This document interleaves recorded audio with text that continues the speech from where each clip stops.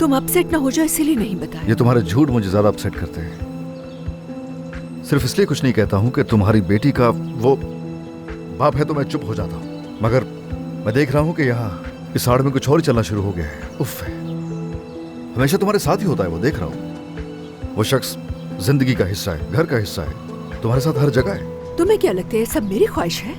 मेरे पास कोई ऑप्शन है इसके अलावा? मुझे क्या पता? हाँ, तुम बताओगी। चलो सीधा पूछता हूँ, क्या उस आदमी के लिए तुम्हारे दिल में कोई फीलिंग्स है? तौकीर, होश में हो तुम अपने? मैं कोई मुश्किल सवाल नहीं पूछ रहा हूँ, हाँ या ना, क्या है? क्या कह रहे हो? अंदाजा भी है तुम्हें?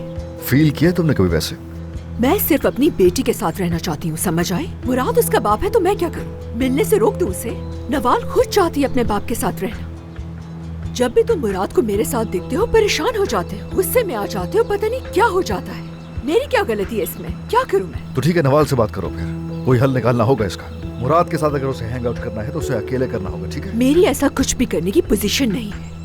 मैं अभी उसे ये नहीं कह सकती कि ये करो और ये ना करो, उसे बहुत गुस्सा आ जाता है। तो कर लो जो नवाल चाहती है, जाओ शादी कर लो मुराद से। क्या हो गया है तुम्हें? तुमने सोचा है कभी कि इन सब चीजों से हम कितना दूर हो रहे हैं एक दूसरे से?